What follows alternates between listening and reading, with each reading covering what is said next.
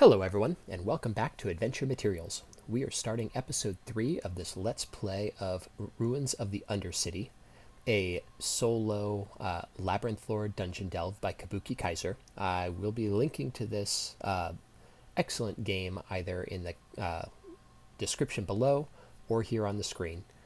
And we are playing it, however, without using the Labyrinth Lord rules, but rather with Ironsworn to play a successful and powerful two-character party. Our last foray into the dungeon went disastrously. We just barely managed to survive a fight with one zombie that turned into two zombies before limping back to our tavern. And at the tavern, we managed to rest a little bit and sojourn. We used a sojourn move to find a place to stay safely, and we were able to get a good night's sleep, recover our health and our spirit, and then Cormac, our sorcerer, was able to generate some extra essence for his magic spells. But at that time, we rolled a random event, and there was a knock at the door, and all we know is that it's going to be a visitor, a female visitor, with a mission for the party, at least some kind of plans. So I rolled up using the Holmesian random name generator, an appropriately early Dungeons & Dragons style name, and we have met with a woman. So the person who knocks at the door, she introduces herself, and she is wearing the veil. She's clearly a native of the City of Spires, but when the door knocks, or when the door opens, Pembra sees that it's a woman who's alone, not a group, and the woman says, "Can I come in?" And we step aside, we allow her in, and then as she does, she closes the door behind her, and she removes her veil, and we see a beautiful woman with hard eyes and dark black paint on her face, and she says, "My name is Ha DePaul." Is that right? Ha DePaul? Yep. "I am known as the Merciless." We go, oh my gosh. So these Holmesian names are very exciting. You're not meeting a lot of Teds, well, let's find out what she wants, who she is, and why she came here. So in order to do that, I am going to roll on the Mythic RPG GM emulator list. So let's pull this up. We need to roll 2d100. So what is she looking for? 5 is recruit. I like the way this is going. 92 animals. Recruit animals. Okay, so she's going to tell us that there's two options here. One, she's recruiting us to fight some animals, which I like, and the other one is she's recruiting us because we're animals. She needs someone to do a dangerous job. I like that. The other option is she's recruiting us to find some animals for her, and that could be interesting also. Let's go with that, because that gives me a reason to be in the dungeon, and it might possibly give me an inn if I can complete this. So she's going to say that her master, whose name she doesn't disclose, is looking for someone who is brave enough to go into the dungeon, into the Undercity, and find something for her. So Cormac sits back. He decides he's going to take the lead on this part, and he goes, "And who is your master?" And I don't think she's going to disclose, but let's roll heart to see if we can get any feedback there. And Cormac, he's the one who brought it up. I wish I'd used Pembra because her heart's higher, but we'll roll heart anyway. And this is not going to be a very serious one, but this is just going to be a compel miss. Okay, so she says, "No questions if you want the work." She refuses to say anything, and it's clear that if we keep pushing, we're not going to get anything out of her. So Cormac throws up his hands. He knows. That's just how things go sometimes, especially when you're dealing with wizards. And he is a wizard, so he should know. And so she says that her master is in need of someone who's willing to go into the dungeon and find for her the corpse of a certain beast.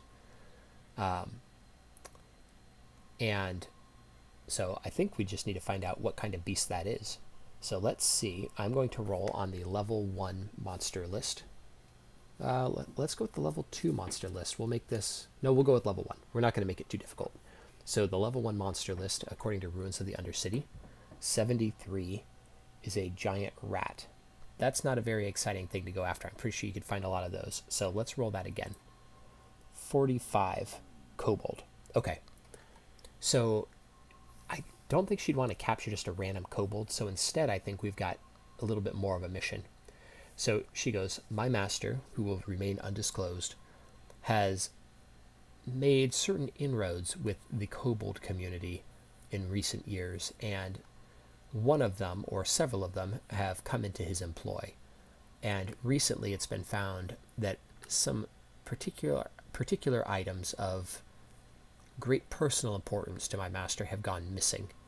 And it's clear that some kobolds have taken them from the house, from his estate. And so we're looking for someone to head into the Undercity and recover what this kobold has stolen. And recovering the kobold's head would go a long way as well. And so she describes the kobold, and he's, we don't know a lot about kobolds. They're little, let me take a look whether they're lizards or dogs in this universe. Okay, here we go. So according to the Labyrinth Lord rulebook, kobolds are short, dog-like humanoids with cowardly and sadistic tendencies. Their scaly skin ranges from dark rusty brown to a rusty black, has glowing red eyes. They wear ragged clothing favoring red and orange. A kobold is 2 to 2.5 feet tall, so they're very small, not like the halfling-sized goblins that we might come to expect, more like little dog-sized men. They live exclusively underground and have extended infravision to 90 feet. Okay, so there we go. So we've got to chase down a horde of these little men, and we're going to be looking for one that has a particular defining feature. So let me see. I'm going to roll that up just to see what it is on Mythic, just to add some color. Not that it matters, but we've got 20. Crazily rough. Okay. She'll say, the kobolds of my master's house have something of a game or a tradition. Most of them were brought in from far away. They're not of the city. And their tribe engages in a lot of ritual scarification. So this kobold is going to be covered in patterned scars. And she describes a particular pattern on his head. Maybe it's a spiral. Yeah, let's say it's a spiral. He's got like a gigantic spiral of scars engraved right over his face. And it's obviously not something that we can do in combat because it's scars, not just a wound. So I think the party is definitely going to agree to do that. Any mission, we ask, we want to get paid and we want to be owed a favor. So Cormac says, I think we can make that happen, and I assume that your master would be appreciative. And so let's roll the Iron Vow and see what kind of credit we can get. So we roll heart, and I'm going to have Pembra swear it. She's obviously the knight, got higher heart, so I think she's the one who makes promises for the party. Strong hit. Excellent. So when we swear an Iron Vow and get a strong hit, we get +2 momentum, and it's clear what to do next. So let's put this in here, and we're going to add a new vow. Kill the scarred kobold and recover the treasure. All right, and we're going to make that dangerous as well. I don't think we're going to be able to make progress on both at the same time, but we should be able to make progress toward either of them pretty quickly. Okay, because we have this other mission as well, which is to find enough treasure to make our reputation in here.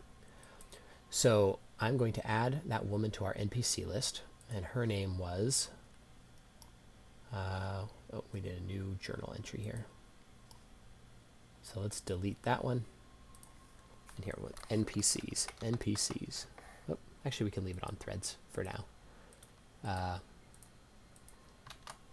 Why is this not working? I'm sorry. Okay, there we go. We're back. So her name was Ha DePaul. Yes. Recover treasure for the master of Ha DePaul, the Merciless. So I think, given that name, I suspect that this carrot might have come with a stick if we hadn't been willing to help.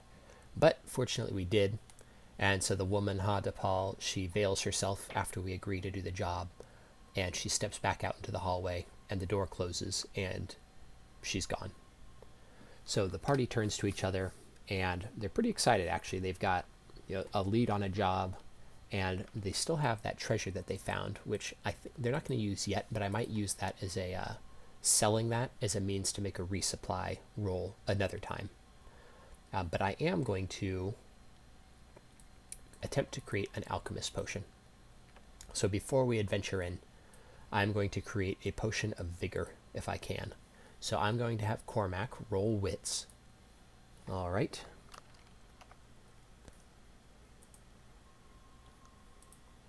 A weak hit. Okay. So suffer -1 supply and roll wits on a strong hit. You create a single dose.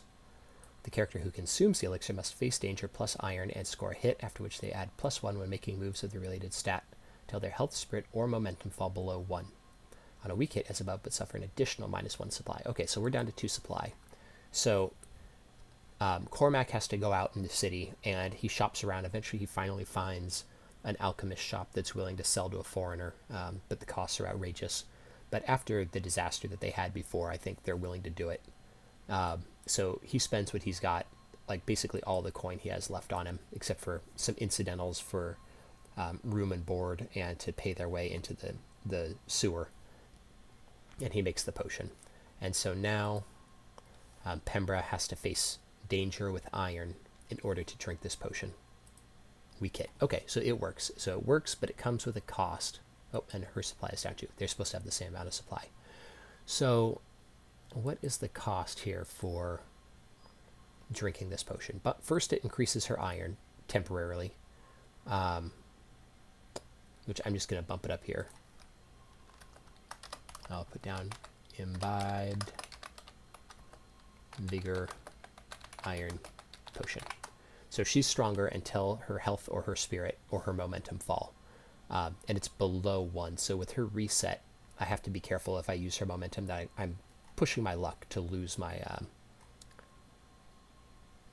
potion. But so when I make a move to face danger, on a weak hit I succeed but face a troublesome cost. Delayed, hurt, dispirited, or sacrifice resources. I don't really want to do any of those. Let's go with...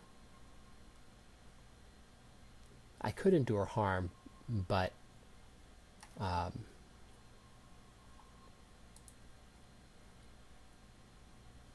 don't know. I guess if I take the damage, I could potentially gain 1 momentum. So, but I really don't want her to lose a lot of health because we need to have a successful adventure here. But let's try it. So we'll take the health. I don't think I could use Geared for War. Oh yeah, it's only when I endured harm in a fight. But okay, so let's roll it. We've got other, and we will roll. Strong hit, good. So I get +1 momentum for it. So she drinks this potion right as they're set to leave for the dungeon, and as she does, it seems to like burn as it falls down her throat, and the blood creeps in and her veins start to stand out, and her eyes narrow and then bulge, and they turn red with anger, and she starts to breathe heavily, and she goes, "What did you give me?" And Cormac just nods. He goes, "I think it worked." All right, so they are now prepared for another adventure into the Undercity. Okay, so now let's begin. So they head into the dungeon over here on the map screen. They turn east through the building the room that's caving in, through this room, the room with the zombies that they had fought before, and then they come to this door. And so now let me get out my Ruins of the Undercity book, and we are going to find out what we face on the other side of this door. All right, we rolled a 2 for a corridor. So 50% it goes straight ahead, or 50% it goes parallel. It is a parallel passage stretching 30 feet in both directions. Interesting. Okay. So we come out into a, 30 feet in both directions.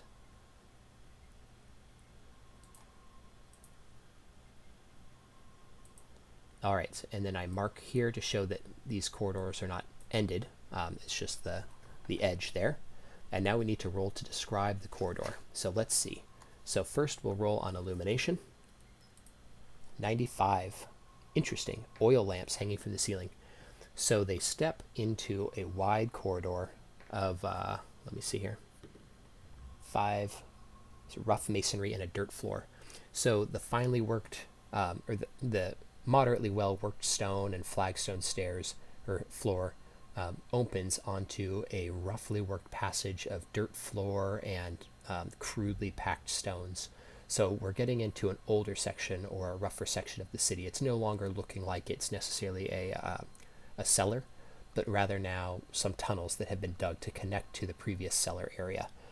But a row of hanging oil lamps hangs and sends an oily light, casting long shadows from the rough stone walls and filling the air with kind of an oily stench.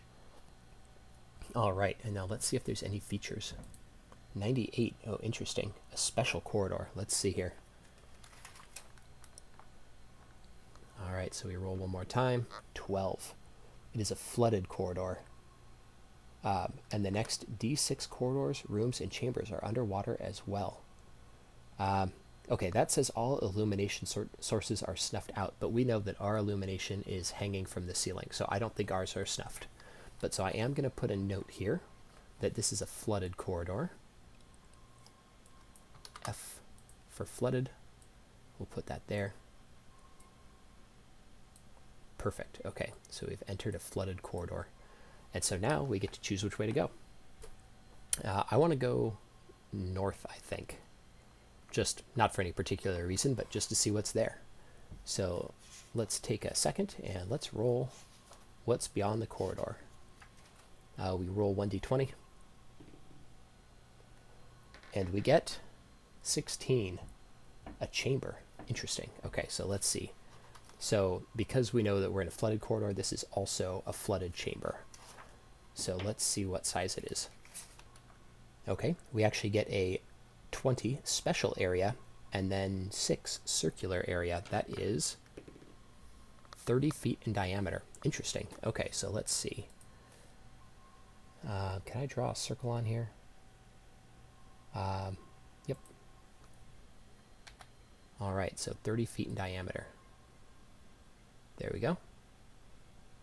I'll do it a little bigger so it actually cuts in. We'll just do it like that. Okay, and then we do this. Oh, so we enter a large flooded pool. This is kind of cool looking. All right, and then we need to see what's in here. We'll set room 4.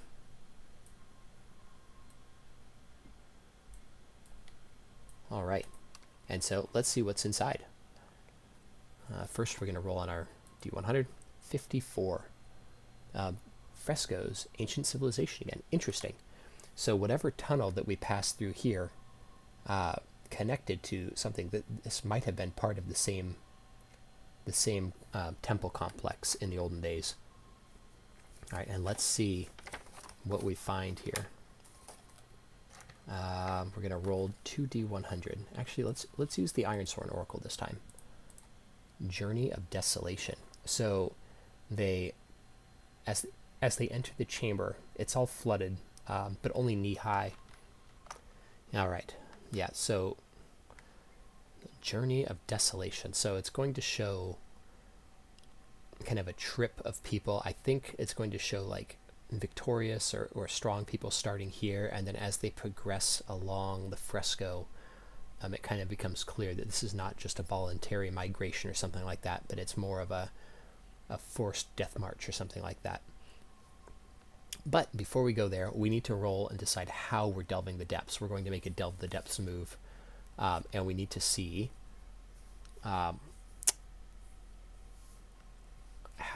we encounter. So I think I'm going to roll wits, which will prevent us from finding traps, and I think will reduce our odds of surprise, but it won't allow us to surprise the enemy if we find them. So let's roll wits for our delve the depth.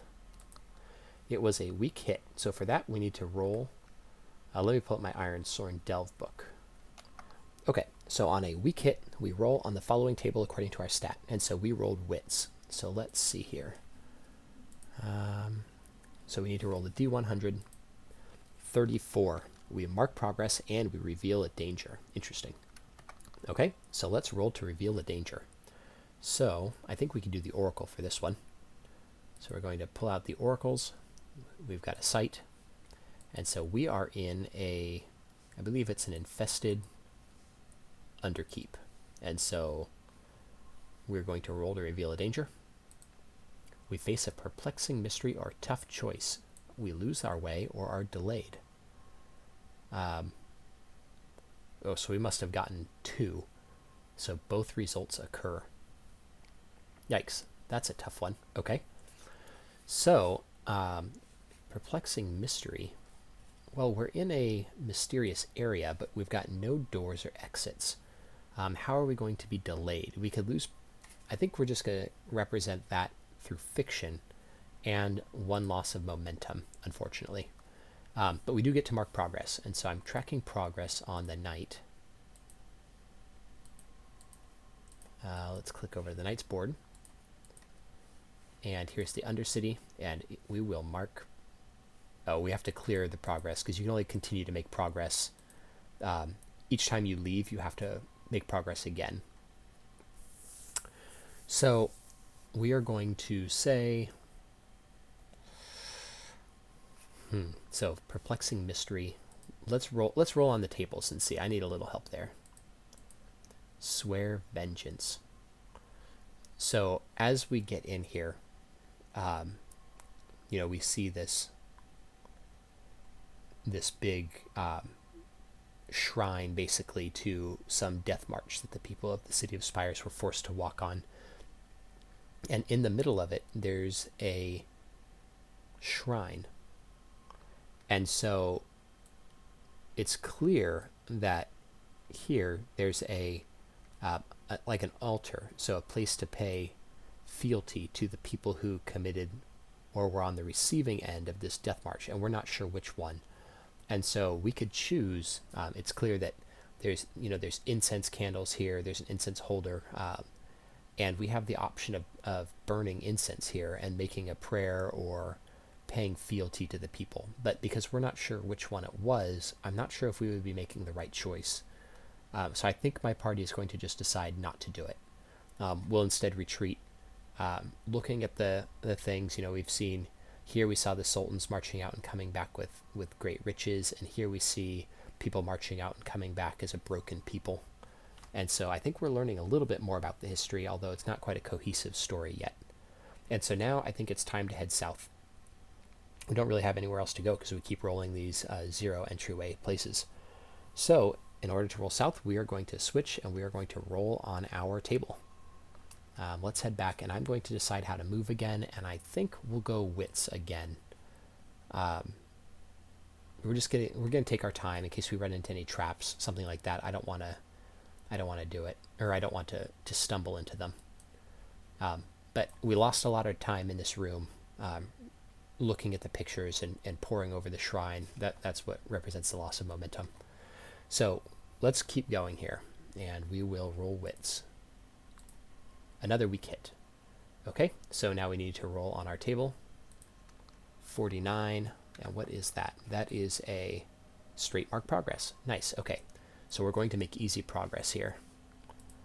We'll pull up our knight. And we mark progress, so we get our second step in. So we're not going to run into any trouble on this step. So let's see what we find. All right, we get 15, which is another chamber. And now let's roll on the type.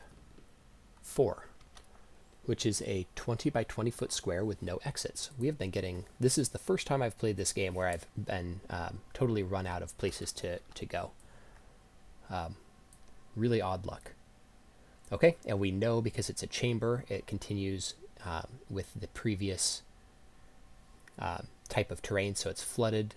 There's a single lamp hanging from above that provides some illumination to it. And let's see what's inside. Let's roll on a feature on this table this time. Tombs or catacombs? Does that really fit? I don't think that fits. I'm going to roll on Ruins of the Undercity instead. 87. Tapestries, 200 gold pieces worth, but that are significantly heavy. Interesting. Okay. So let me see. Let's mark down that we're on room 5, which is filled with valuable tapestries, which I like that since we're here for treasure too.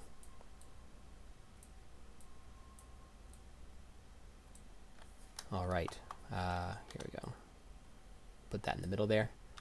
Okay, so tapestries. So we've got here, I'm actually going to mark progress here because we found treasure. And I'm also going to mark progress on this one. The fact that we've explored a corridor and 2 rooms and we got 1 strong hit without any issue, I think that's going to get me progress toward the Scarred Kobold. Those strong hits without issues are tracking them down.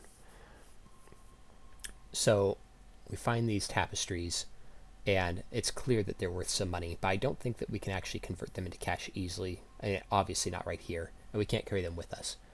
So we're going to take some time to roll them up, and we're just going to drag them back here to this room. And I'm not sure if there's going to be any trouble, but I do think that's going to call for a wandering monster check. So I am going to just roll 1d6 to see. And on a 1, there will be a random monster. So ignore the rest of this. I'm just rolling this action die. 5. Okay, no wandering monster. So the party moves the tapestries, and they don't want to leave them in the garbage, and they leave them here in this collapsing room.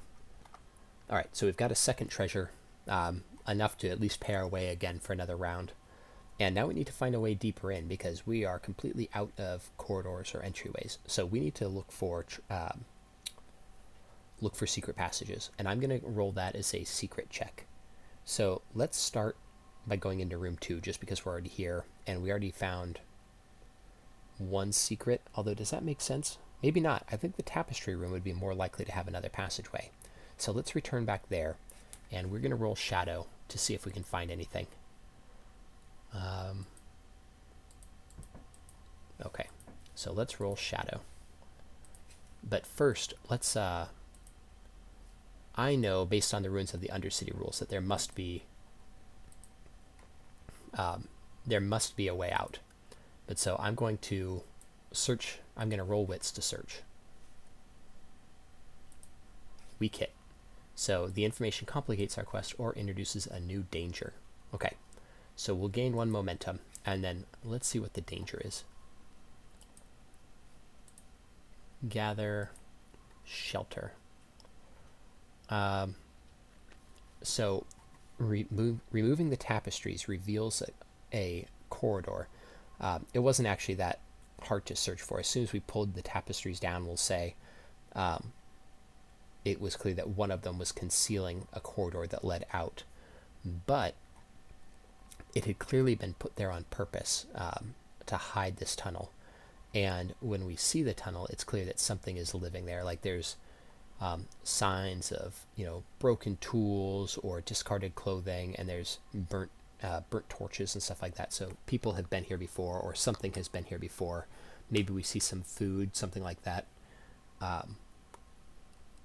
So we're not going into an abandoned area where we're just going to find treasure easily. That's for sure. So let's roll on the corridor exit, or the exit thing, and find out how to get out of here. 20. Same wall. Okay, so that means the exit is going to come out this way. Interesting. That's not what I thought it was going to do. And so let's see what's on the other side. A corridor, I believe. And so we know it's got to go this way. So, because it's the only thing that fits. And so if something doesn't make sense, you do what makes sense. So we will add a corridor here. Clip that. And then it stretches out this way for 30 feet.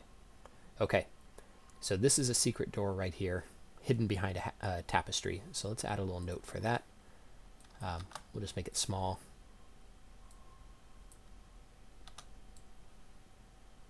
Put that right there. Right there. Okay. Yes, and so now we are heading into the dungeon. Good, so we're making a little more progress. And I'm going to start moving Shadow here. I don't want to be caught unaware. So let's roll our Shadow, and we'll have Cormac continue to lead. We haven't run into any monsters yet, so that's good since we're so wounded.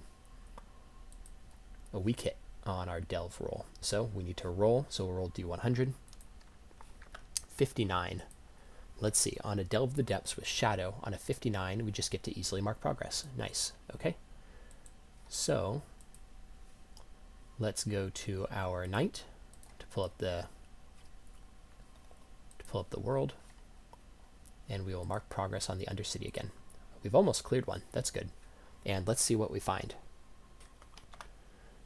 All right, we roll, and okay, that's a little concerning. We run into stairs heading, let me roll, down one level. Uh-oh. I'm not sure if these characters are ready to go down a set of stairs.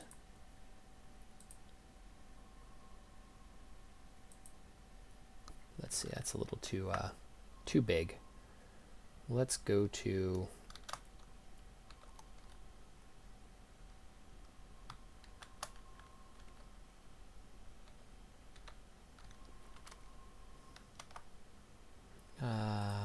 okay, I think we just need to stretch this corridor out a little bit to make it fit, maybe. Okay, oops. What's happening here? Oh, we're on the wrong tunnel layer. Okay, stretch this out an extra 15 feet. All right, now we'll lay in the stairs.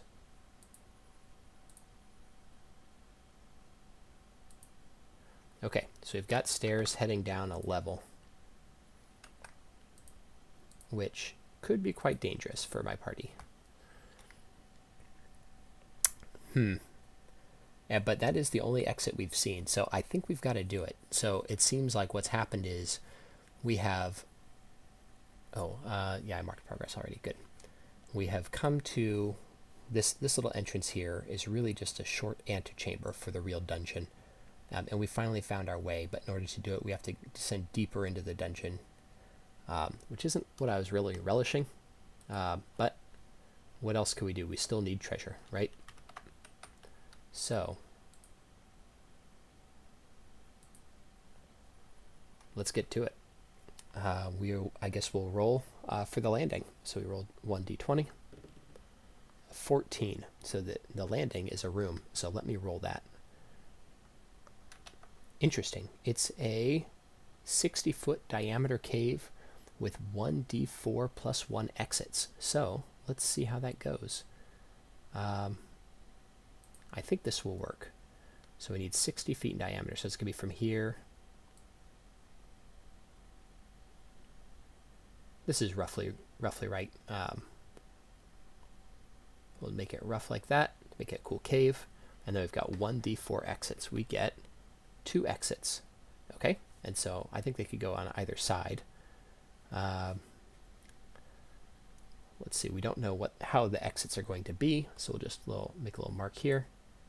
And a little mark here. That way we just know which way to draw them when we take them. And then we have to have our staircase coming in. Oh, shoot, I drew this on the wrong layer. Darn it. Okay, so we'll do this again. We're just going to trace it on this layer. We'll do it roughly the same. The beauty of caves is it doesn't matter if you get it a little off. Okay, and then so we come up here, and we'll just erase that. Oops. All right, delete all that. Go back to dungeon layer 1. All right, and we'll have 1 exit there and 1 exit here. And then we add our stairs down.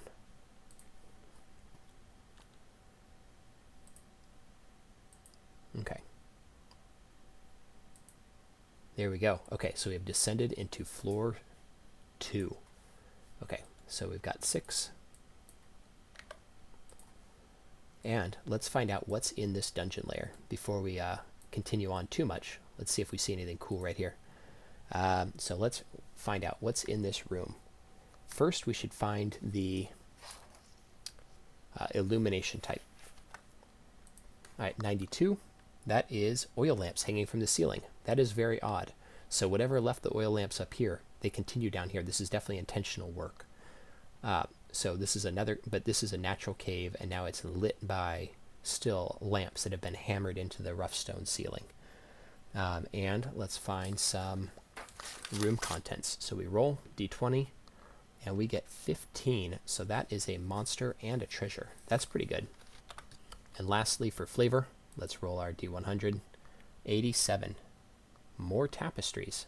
Okay, I'm getting pretty lucky here with these tapestries. So we find another treasure. If we can deal with the monster, this is going to get us a second treasure. But the monsters are going to be tougher down here. All right, the monster type is of our same level, and that means we are encountering a... well, actually, we're going to roll on the level 2 monster list since we're on level 2 of the dungeon now. 68.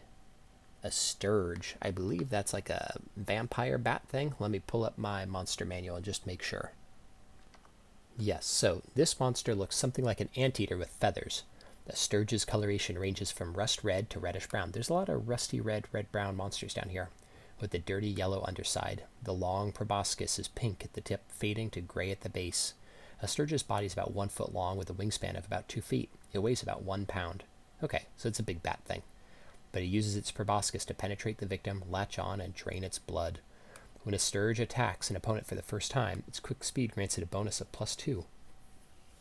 That's the Labyrinth Lord mechanics. But so we know it's a blood-sucking flying bat. And it's only got 1 hit die, so this is not going to be a very challenging encounter. But let's see how many there are. For that, we have to roll a d8, which I've got right here. 6. Okay, so that's a pretty good number. So I'm going to make this a dangerous encounter since there's 8 of them, even though they're relatively low level. So we walk into this dimly lit chamber, smoky chamber. There's like a layer of oil smoke filling the ceiling, and as we move, we hear the faint rustling of feathers or of like leather flapping, and I think we're on our alert, so I don't think we're being totally ambushed because we didn't get a miss when we rolled our last Delve the Depths move, so I don't think we're being totally ambushed, but likewise, we're not going to be able to get a jump on them either.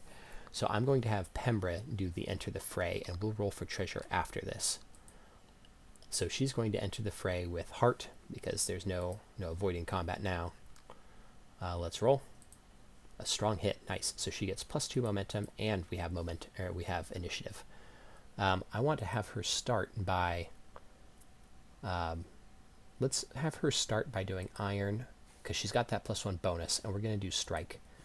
So let's set this challenge. Fight Sturges. And this is a dangerous foe.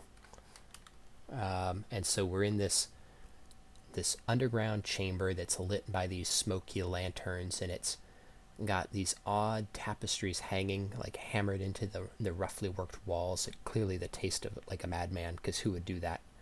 And then as they enter, something descends. Like first it's just a rustle, and then like all these flapping wings descend from the smoke-filled chamber roof that they couldn't even see up there because there's so much oil lantern smoke. And then these long bat-like creatures with penetrating long tusks fly down, and they swoop toward the party. And Pembra doesn't hesitate for a second. She draws her sword, or she already had it drawn. She readies her shield and swings her sword out, and she swipes at the nearest one. A strong hit. Nice, that's a good strike. So I get to mark progress twice. Oh, actually 3 times. Inflict harm, +1 harm.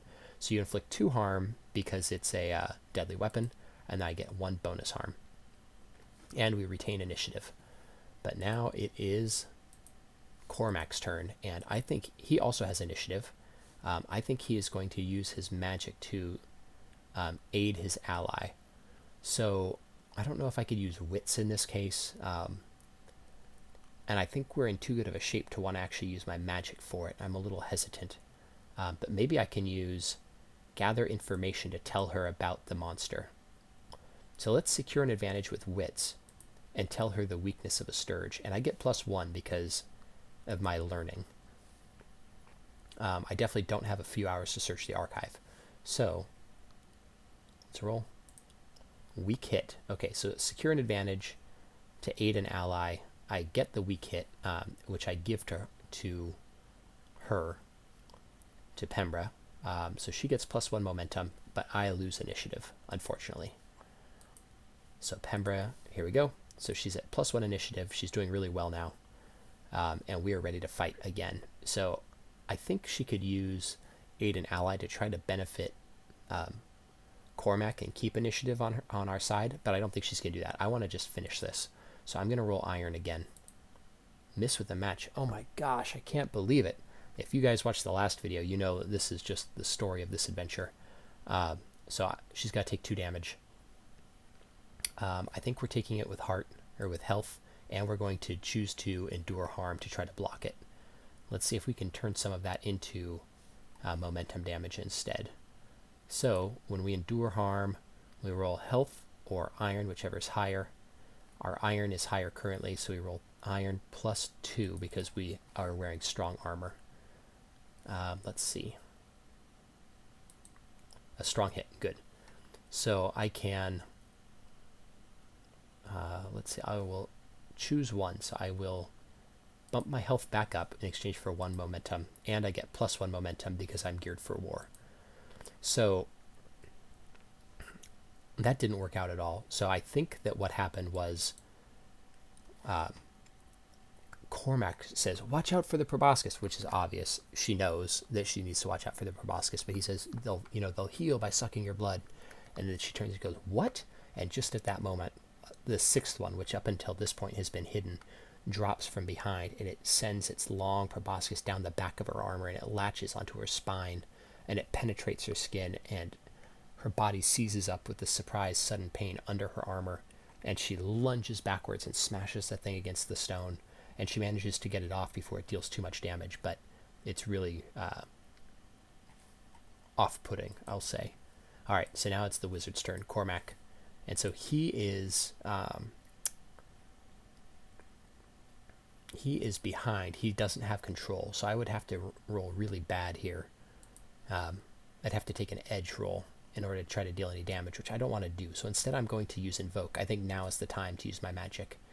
So I get to roll Secure an Advantage or Face Danger. So I'll have to do Face Danger plus Essence. So I get to do Other, and I have 5, which is a pretty good Face Danger roll to create minor mystical effects or illusions. So I don't think this could be a mystical effect, but it's definitely going to be sending out like a wave of sparkling light to try to distract these things. A weak hit. Oh my gosh. Can't get a break. Okay, 4 damage, or I go down to 4 essence. It doesn't work. Face danger. On a weak hit, you succeed, but with a troublesome cost. Choose 1. Lose momentum, lose harm, lose spirit, or lose supply. I don't really want to lose any of those. So I guess I've got no choice here. I think I'll take the momentum damage, although he's really having a hard time. It's bad enough that I lose another plus 5 roll, but it is what it is. And so now it's back to Pembra, who also does not have control, so she can't help anymore. But she can face danger using her shield. So with that, I get 3 plus 1. So I need to get a bonus hit here. I need to get momentum. Or I could actually just go for a straight kill. I'm actually just going to go for the straight kill and hopefully be able to use my momentum to end this fight. So let's go for iron for a clash. Strong hit. Nice. Okay, good. I don't have to use my momentum. Okay, so she gets to apply 2 harm, which is enough to end the fight, hopefully. So let's roll end the fight. Where is it? Yeah, on a clash, on a strong hit, you inflict harm and choose 1. Oh, I also get plus 1 momentum. Excellent. Oh, she's at her maximum momentum of 9. Okay, so that's it. And now let's roll to end the fight. Strong hit. Good. Okay. Yeah, so the enemies are killed, out of action, flee, or surrender. So we defeat them. Finally, the magic that Cormac used, it slows them just enough for her to get her, her feet and her wits together. And Pembra then runs in, sword swiping, and she bats them down like she's, just swatting flies or whatever. And finally, the last of them, they just lie in a bloody pool around the party. And the 2 warriors stand back to back. Cormac with his dagger out and like a spell on his lips, and Pembra with her shield up and her sword at the ready. And Cormac's arm is shaking a little bit, and the lantern light sways, but they slowly take a deep breath, and they settle themselves, and they hesitate for a moment, but nothing seems to be happening. So it's time for them to look for treasure here. All right, so I think that I'm just going to make this, if we find this treasure, it's going to be a mark on this one. But let me roll for what type of treasure this is. Okay, I actually get to roll on treasure twice. So I get to roll 2 d20s. Let's see, number 4 is glass and clay shards, equivalent to 2,000 copper. That's not worth much. And 10 ancient coins, brass and gold ally, equivalent to 750 or 1,500 electrum points. So let's see, so 1,000 copper is equal to 10 gold, so 20 gold coins, and then 750 gold coins in electrum. So that's 760 gold coins worth of treasure, but it's very bulky because it's in a ton of these rinky-dink old coins. And then a big pile of more tapestries that are clearly of worth to someone, although it's going to be hard to move them. So I think that definitely counts as a mark on our reputation here, or a mark on our treasure find. I'm not going to mark it twice. It seems too good to do both. But I will mark it as progress on this, because we did find 2 treasures technically. So I think the party is going to take these, and we're just going to call it quits for now, and try to leave the dungeon. Because it's, we're pushing our luck. We found quite a bit of treasure. We've got enough money now to spend a little bit of time up there healing. So I think that's good enough. Should I roll and escape the depths here? I think so. We're going to try to retrace our steps. We're just going to do it safe. Yeah, let's do that. And we are going to have Cormac roll wits. It would be nice to sneak, but I don't want to risk it. And we do know the shortest path out, and we need to pick up our treasures too. So let's roll wits here. And we'll just keep our fingers crossed. Strong hit, nice.